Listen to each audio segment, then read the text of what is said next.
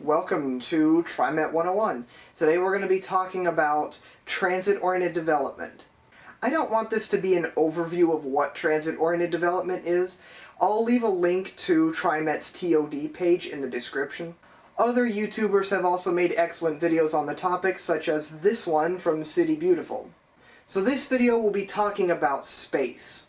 Not outer space, but how to best maximize any sort of space around a transit station. This will be a bit opinionated, but I won't be yelling the whole time about how it kind of sucks to live in American cities without a car. I always answer yes to the following question. Should you be able to live the rest of your life without owning a car? The Portland area is actually quite good about developing dense areas around frequent transit. Usually some form of affordable housing is built right off of transit lines or right off of newly built construction, or sometimes it takes a while before you start seeing these new buildings pop up.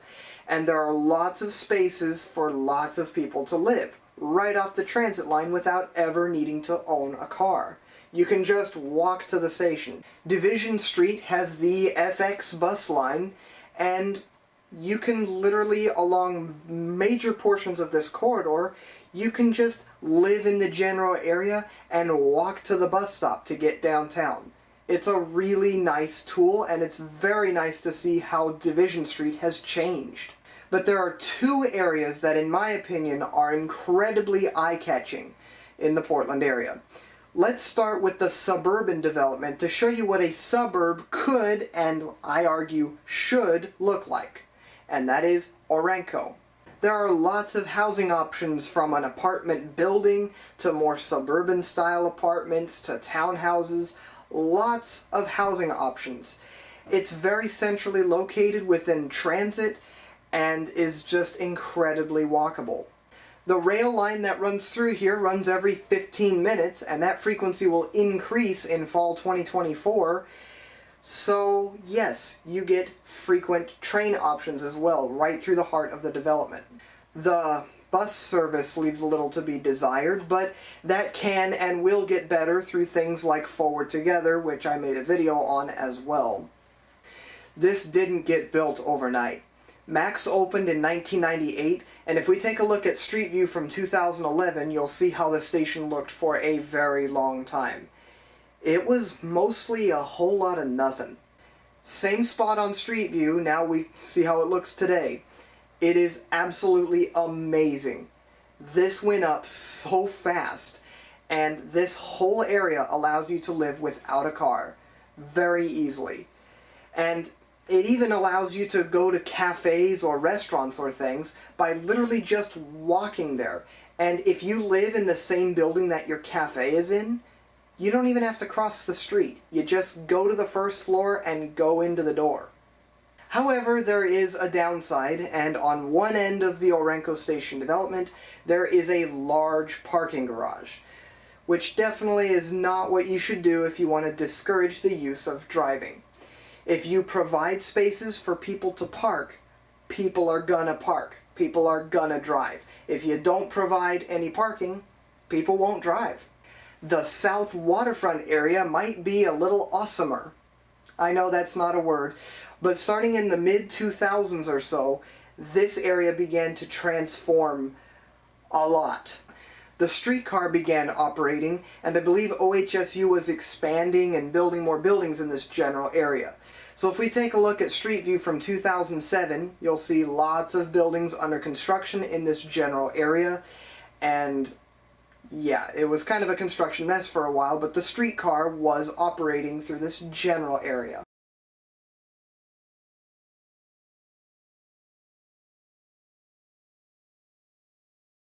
Here's a video I took in April 2023 of the same area. This is awesome, and it kind of reminds me of Vancouver, Canada. It kind of looks like this.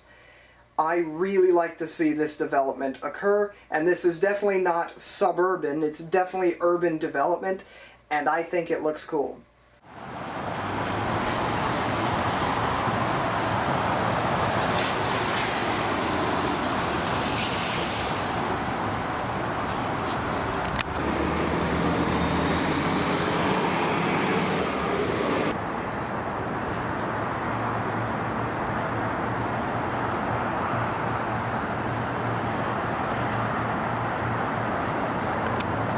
It's right off of the river. It's near Tillicum Crossing. I literally walked to this area from Tillicum Crossing to record this footage.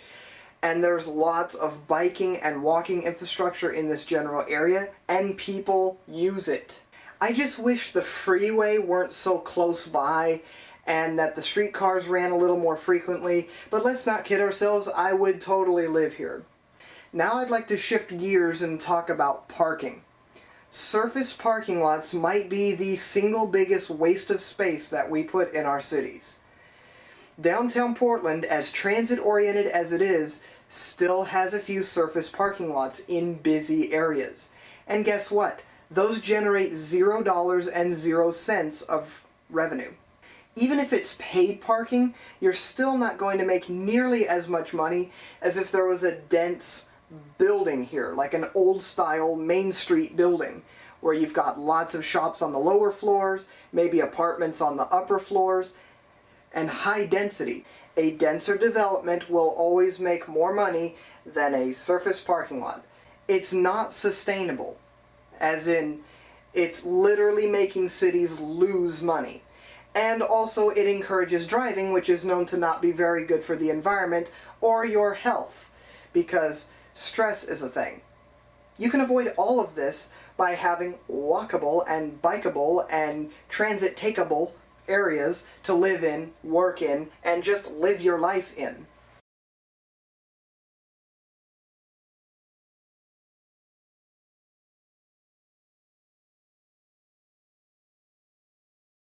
However, some people believe that if you remove on-street parking right in front of their business, then it will detract from sales. After all, people won't be able to park right outside your front door anymore.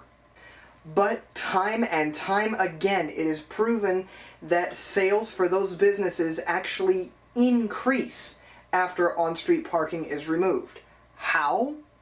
You don't realize how much you miss when you drive 20 miles an hour through a city. If you instead walk, you're able to take in your surroundings a lot more, and so you're more likely to stop into that shop that you're standing right next to, or maybe the one right next to it, or maybe the one right next to it, or maybe the one right next to it. Also, there are only so many cars that could fit on the side of one street. So if there's 5 cars along the street and the whole block is already full, well then you might be driving somewhere else trying to find another place to park, also known as cruising for parking, and that's just an incredible waste of space. If instead people were walking through that general area, then yeah, that's way less space. Remember, your car has 5 seats in it, very likely, and 4 of them remain empty much of the time.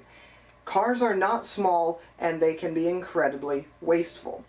So, that's yet another reason why sales could increase, because, again, more people are walking instead of trying to find places to park, and by the time they have found a place to park, they don't want to check your business out anymore, or whatever, and they just end up doing something else. So, what's a more useful way to park lots of vehicles? An 8-story parking garage, right? It might be a slightly more effective way to park lots of cars, especially if there are businesses on the first floor of that parking garage. But that ignores what's going on for the other 7 floors above it. It's being used to park vehicles. It could be used for apartments, offices, meeting rooms, hotels, shops, I don't know, literally anything else. But instead we waste it away just parking some low occupancy vehicles that take up lots of room and generate no revenue for the city. That's all, just something to think about. It's always a good idea to drive a little less when viable alternatives exist. It reduces greenhouse gas emissions. It means that you no longer have a monthly car payment.